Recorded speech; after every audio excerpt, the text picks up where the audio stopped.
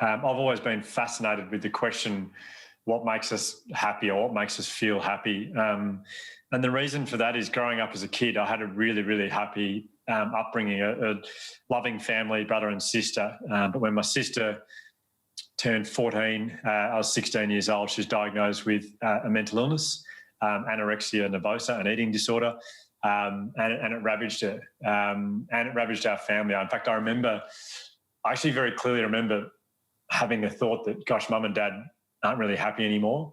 And as the eldest in the family, I kind of felt like it was my responsibility to try and kind of help them to feel happy again, but I really had no idea how to do that. And so it wasn't until I was 28 years old that I was actually living up in the far north of India, and I was there as a volunteer school teacher, living in a community that had no running water, no electricity. Everyone slept on a dirt floor. And I remember thinking within a few days teaching in this community, I just remember thinking, gosh, I really don't think I've ever met people this happy before. They were so full of joy. And I remember thinking how extraordinary considering their living environment. So I decided to extend my trip from 2 weeks to 3.5 months. And I just wanted to look at what do these people do every day that makes them so happy?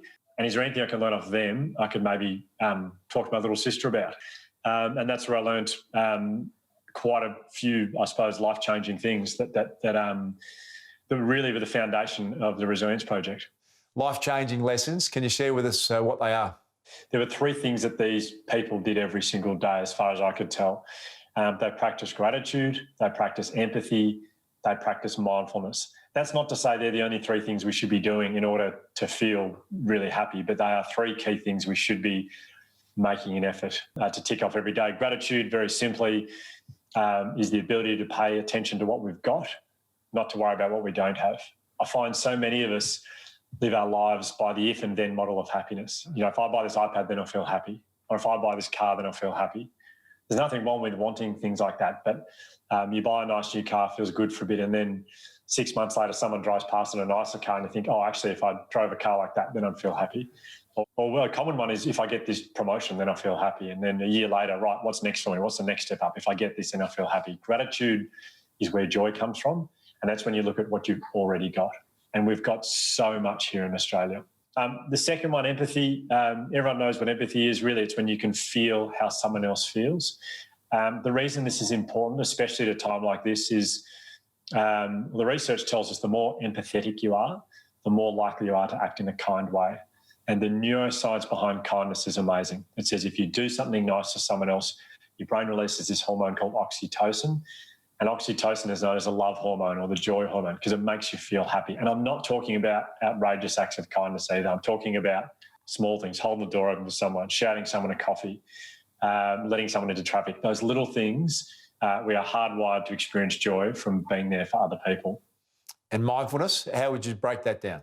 I feel one of the issues we have with mindfulness is the first thing a lot of people think about is they think, oh, right, that's sitting on a rock with your hands in the air making weird noises, legs crossed, which it can be. And some people like to practice that deep form of meditation. But mindfulness, as far as I'm concerned, it's the ability to be calm. It's the ability to be present. Now, are we calm in Australia right now? No, we're not. We are the second most medicated country in the world for anxiety disorder. So we're not calm.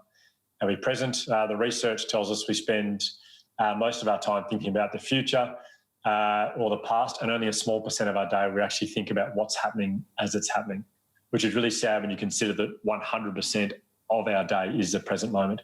Yet we're worrying about an email we've got to send the next day or a meeting that went wrong during the week. We've got to get better at being wherever we are because it's all we ever have. And in relation to coronavirus, we've spent so much time obviously worrying what the world's going to look like in 2 weeks' time, in 2 months' time, in 6 months' time. We have no control. Other than staying at home, we have no control over that. But the more time we spend worrying about something we can't control, the more anxious we become. The more time we spend focusing on what's happening right now in our lives, the more calm we will feel. There'll be people watching this and saying, you know what, I've just lost my job. I'm struggling at the moment financially. I've never been under more pressure and more stress. Hugh, tell me, how can I be grateful and show gratitude right now? How do you answer that?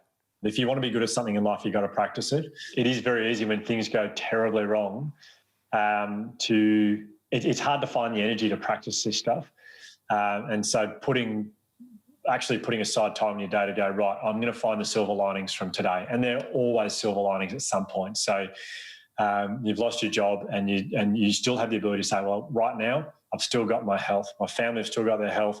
I had a nice coffee this morning. There are other opportunities, or whatever it is. It's about finding little moments in your day.